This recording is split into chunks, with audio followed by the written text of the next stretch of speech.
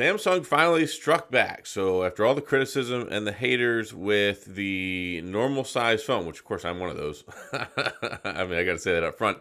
But they came out with the special edition of the Z Fold 6. What's so special about it? It has a bigger front screen. It has a bigger inside screen. It's thinner. It's slightly lighter. Same battery, same processor, slightly more RAM, 16 gigs instead of 12.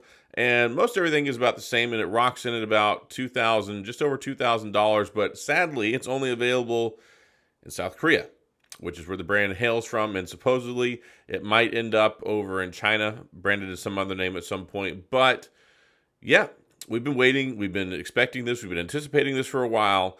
And it's been particularly frustrating knowing that it's only going to be available basically in Korea. But at the same time, it really makes you look at this phone a little bit different because there's one other major significant change, and that is they bumped up the camera. No longer is it the S22 camera for the primary sensor, the 50 megapixel. It now has a 200 megapixel sensor. So what are the things that we've criticized? We've criticized the screen size. We've criticized the cameras. And yeah, we want them to put the S Pen on the inside or at least make it functional on the front screen. But the biggest things people largely can complain about, and things I complain about, why are we using 3-year-old cameras in a $2,000 phone? And they kind of need to get up with the times. I mean, we've seen a lot of other foldable phones that have come out. Honor Magic V3, the Pixel 9 Fold Pro, the OnePlus Open, probably the OnePlus Open 2 will come out sometime early next year, I think. So Samsung is on shakier ground than ever globally. And we've seen this as other brands have picked up market share and things like that. So I understand this, and I think it's a little bit of foreshadowing, really. I think that they're going to go ahead and release this, try and capture some enthusiasm in South Korea, and then if it does well, maybe we might see it trickle over here to the States, or at least an unlocked globally version so people can upgrade if they want. But I think this is going to be the mold for the Z Fold 7.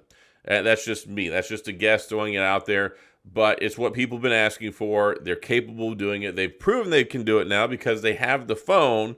Pre-orders are supposed to go on in the next couple of days. I don't know when it's going to be available in South Korea. But anyway, yeah, I think it's supposed to come in at about $2,038 or something like that. But basically what we're looking at is a slightly thinner, slightly lighter, slightly bigger version of the Z Fold 6 with a significantly improved camera. And I haven't been able to test it. I mean, Samsung's certainly not sending me one. But I wanted to talk about this because it's exciting.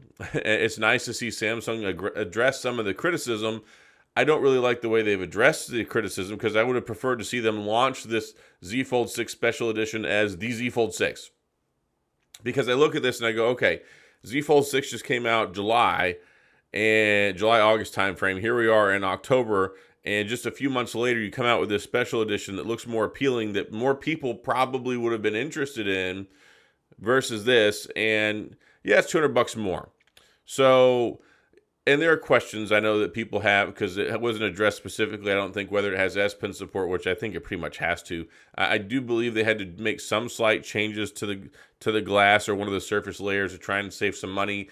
And I don't know. We'll see how well it holds up, I guess. It'll be interesting to see once these finally get out. I'm sure somebody will buy one over in Korea. They'll have it imported here to the States, and somebody will make a video about it. Maybe they'll send it out to some of the major tech outlets, and we'll see what happens there. But yeah, I saw it, and I was like, man, one, I'm jet lagged as all get out. It's, what time is it right now? It's like 2 o'clock in the morning here. I finally got back from Japan at like 10:30 last night. I laid down for like an hour, woke up wide awake, and I was looking at my phone, and I'm like, well, gosh darn it, they went ahead and they launched the Z Fold 6 Special Edition. So I guess I got to get on the horn and talk. But hey, I'm back out here in the Tech Odyssey studio. I'm no longer sitting in a hotel in Tokyo, Japan, or in Beijing, China, which, I mean, that was an interesting trip. Hopefully I'll enjoy the vlog. And yeah, good timing. I mean, I stay up all night anyway. But anyway, so yeah, Z Fold 6 Special Edition. It's something that I really would have liked to have seen the first go. And if they release that instead of the Z Fold 6, I think the sales numbers would have been higher. I think the enthusiasm would have been higher. I think the credibility would have been restored some. And I think at least it would have answered okay, Samsung sees the time, like the spirit of the times is changing, and we're onto it. We've got the zeitgeist by the hands, and we're going to go ahead and we're going to give people what they want, because other companies have been giving people what they want. Even Google Pixel with their Pixel 9 Pro Fold, yes, it was a stark change from the Pixel Fold, but largely I think most people wanted that change. So this whole like 16 by 9, 19 by 5 by 9, like the traditional smartphone aspect ratio, and the screen does get a little bit bigger. It goes from like 6.3 to 6.5 on the outside and 7.6 to 8 inches on the inside, if I remember correctly. So your front screen is going to be a little bit bigger in a good way, not like 1 millimeter here, 1 millimeter there. Like it will be markedly more usable, plus the new form factor aspect ratio. And then the inside, 8 inch. That's pretty big. When you have an 8-inch tablet, I think it was kind of good timing though, because what else is about 8 inches? And like, well, the iPad Mini is very close to that size. So it's interesting. I have said for years, ever since they came out with the Z Fold 2, Z Fold 3, I think the Z Fold 3 is the first time I made the video. I said the tablet of the year was the Z Fold. I know I did it with the 4 and the 5, because when you have something that unfolds in your pocket to tablet level functionality, you've got an S Pen to go with it. The best tablet you can have is the one that's in your pocket. And ever since these have came out, it's basically revolutionized the way I use tablets. Before the Z Fold, I was like, look, I got to have the Tab S6, Tab S7, Tab S4. I got to have an iPad or whatever. I always had a tablet, and I used it.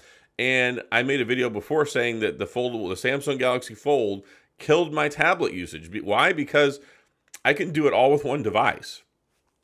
Party in the front, business on the inside. I mean, that's been my motto with the foldable phones, especially the Samsung Galaxy Z Fold, and they're still second to none in the S Pen department. I mean, of course, everybody else doesn't call it an S Pen, they call it a stylus, but the S Pen really, I think, takes the functionality to the next level, because you're sitting there using it, and it enables better multitasking. One UI 6, we're going to have One UI 7 in January. Samsung definitely does the best version of multitasking on an Android foldable phone, and that's something that's great too. And it just takes your productivity to the next level. It's synonymous. My Z Fold experience is synonymous with using the S Pen, and that's one reason why I gravitate towards it. Even though the front screen experience wasn't necessarily as good, even though there are these things that were drawing it back, at the end of the day, the most important thing is experience. And I was getting the best experience for me out of the multitasking capabilities and the S Pen support and the Z Fold. So I think this is big. I'm pretty confident we're going to see this show up in the States next year as a Z Fold 7. Whether it's a Z Fold 7 Ultra, and then we get a cheaper Z Fold 7. So maybe we might finally get that Z Fold FE experience. We've been hearing about that for a while. Maybe they'll basically put out a very similar version of the Z Fold 6, call it the Z Fold 7 Fan Edition. Maybe they'll sell it for like $14.99. And then maybe they'll sell the Z Fold 6 Special Edition, give it a new chip, all that good stuff, make it the new flagship foldable, and call it the Ultra. And that would make a lot of sense from a business perspective, especially when you see how much emphasis Samsung puts on their FE collection and things like that. So I think we'll see it. I don't know if we'll see this one as one that you can buy. I would like to think that maybe if it's successful, we might see it around the holidays, maybe early year, just to kind of stoke some of that fire. Maybe if the OnePlus Open comes out early 2025, maybe they might do that as a way to try to steal some of their thunder. I don't know.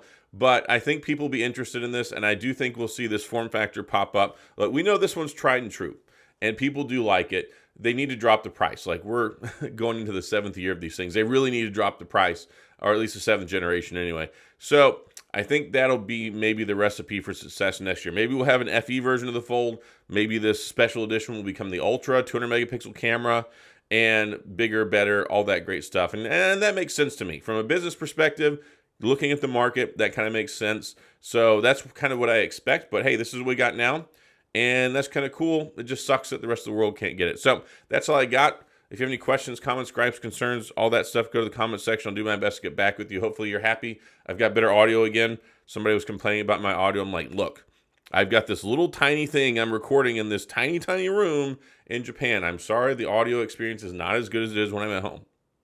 But anyway, yeah. Hopefully you enjoyed the video. If you did, hit the like and the subscribe button. Little notification bell if you want updates when new videos come out. What are your thoughts? Do you think that this should have been the Z Fold 6? Do you think this would have been a better option versus the Z Fold 6 and maybe would have persuaded the market and customers more?